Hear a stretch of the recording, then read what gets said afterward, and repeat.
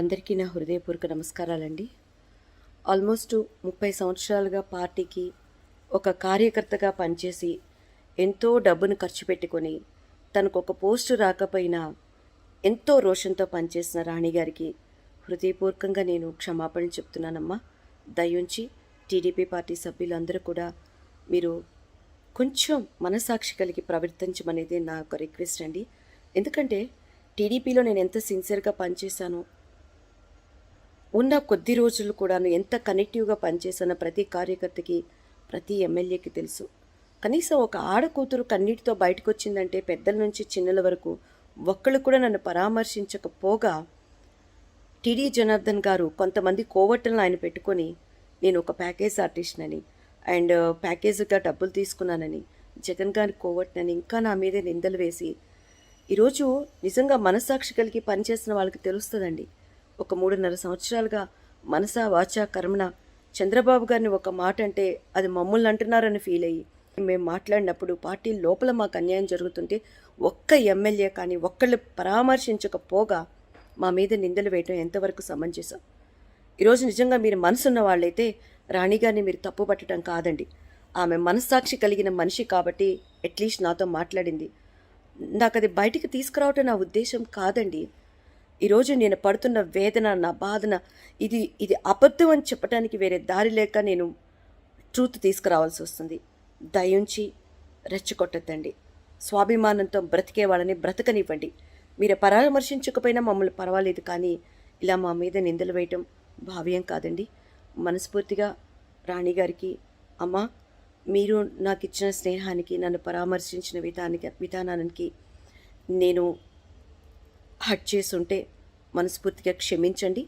నిజంగా TDP party ఇప్పటికైనా వాళ్ళని సమీక్షించుకుంటే శభాష్గా మీకు ఒక మంచి ఉన్నతమైన స్థానం కల్పించి మిమ్మల్ని ఇంకా మీలో ఉన్న పౌరుషాన్ని, మీలో ఉన్నటువంటి పార్టీ మీద ఉన్నటువంటి డెడికేట్ మైండ్ని మీకు వాళ్ళు వాడుకోవాలనేదే నా ఆశ. ఇదే ఆమెను ప్రశ్నిస్తున్న ప్రతి ఒక్కళ్ళు నేను అడుగుతున్నాను. ఏమండి, అచ్చెన్నాయుడు గారు సారు యొక్క బర్త్డే కోసం దేనికో ఆమె ఒక ట్రోలింగ్ చేశారు. ఎంతటి రసికుడువో తెలుపమా అని చెప్పని. ఆమె ఆడకూతురు కాదండి? ఆమెకి కుటుంబం లేదా అండి? ఆమెకి బిడ్డలు మనవరాళ్ళు లేరా అండి? ఒక్కళ్ళన్నా దానికి స్పందించారా? ఒక్కళ్ళన్నా ఇక మొదటి ఇటువంటి జరగకూడదని ఆడవాళ్ళకి సార్ని కలవటానికి ఒక ప్రత్యేకమైన అండ్ ఇంకొకటి ఏంటంటే, పార్టీ నుంచి వెళ్ళిపోయినాక వల్లభనేని వంశీ గారు మాట్లాడినప్పుడు కూడా నాకు కూడా చాలా కోపం వచ్చిందండి. ఆయన అంటే నాకు మంచి అభిమానం ఉండేది. ఏంటి ఈయన ఇలా మాట్లాడారు అని. కానీ నిజంగా ఒక తప్పు చేయని వాళ్ళకి మీ మనుషుల్ని పెట్టించి సోషల్ మీడియాలో ఇటువంటి ట్రోలింగ్స్ చేస్తే మాకు ఒక కుటుంబం ఉందండి, నాకు బిడ్డలు ఉన్నారండి, అన్నింటికన్నా నాకు దేవుడిచ్చిన పని ఉందండి. వీటన్నిటికీ పాపాన్ని మీరు మూట కట్టుకున్న వాళ్ళు అవుతారు. కాబట్టి ఈరోజు ఇటువంటి బయటికి తెస్తున్నానంటే దానికి కారణం మీ అబద్ధపు ట్రోలింగ్స్ అనేది మీరు మైండ్లో పెట్టుకొని టీడీ జనార్దన్ గారు, ఆ కింద ఉన్నటువంటి వెంకటరాజు గారు అండ్ నన్ను అవమానించినటువంటి డోరు తలుపేసేసి నన్ను లోపలికి రానికుండా అవమానించినటువంటి శ్రీకాంత్ గారు, అలాగే అశోక్ గారు, మీ అందరికీ కూడా నా రిక్వెస్ట్ ఒకటే, ఫ్యూచర్లో నా మీద ట్రోలింగ్ చేయొద్దండి. అలా ఆ పాపాన్ని మీరు మూటగట్టుకున్న వాళ్ళు అవుతారు అండ్ పార్టీకి ఇంకా మీ చేతులతో మీరు మైనస్ చేసుకున్న వాళ్ళు అవుతారు. సో ఆమెను అర్థం చేసుకోండి. ఇప్పటికైనా శబాష్, దీన్ని సరి చేసుకున్నారు, మంచిగా న్యాయం చేస్తున్నారు అనేటువంటి ఒకటి ఇవ్వండి. అలానే గ్రీష్మకు కూడా చెప్తున్నాను, అనిత గారికి కూడా చెప్తున్నాను. అండ్ వాళ్ళకి తెలుసు దివ్యవాణి ఏంటి, ఆ అమ్మాయి మనస్తత్వం ఏంటి, వాళ్ళ దగ్గర కూడా నేను ఎన్ని షేర్ చేసుకున్నాను అనేది కూడా వాళ్ళకి తెలుసు. కనీసం పాలిటిక్స్, అధికారం వీటికే కాకుండా కొంచెం మనస్సాక్షికి లోబడి మాట్లాడమని ఇంక్లూడింగ్ సహోదరుడు పట్టాభి గారికి కూడా నేను తెలియజేసుకుంటున్నాను.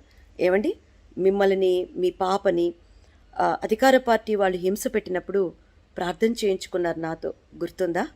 ఈరోజు దివ్యవాణికి ఒక ఆపదొచ్చిందంటే అమ్మ ఏం జరిగింది అని పరామర్శించకపోగా మాకు పోటీగా ఒక అడ్డు తొలగిపోయిందని ఆమె ఉద్దేశంతో వెళ్తుంది అనటానికి మీ మనస్సాక్షి ఎక్కడ గద్దించలేదా పట్టాభి గారు? ఎవరి మీదైనా మీరు ఆటలాడండి, నీతి నియమాలతో బ్రతికేవాళ్ళు నిప్పుతో సమానం. ఇప్పటికీ పార్టీ బాగుండాలని ఆయన పట్టుదల నెగ్గాలనేదే నా తాపత్రయం. నాకు అన్యాయం జరిగినా పర్వాలేదు, వెనుకున్న వాళ్ళకి అన్యాయం జరగకూడదని నిజాన్ని నిర్భయంగా చెప్పాను. దయుంచి రాణి గారిని ఎవరూ అపార్థం చేసుకోవద్దని, అమ్మ మీరు ఇంకొకసారి నన్ను మనస్ఫూర్తిగా క్షమించమని నేను కోరుకుంటున్నాను.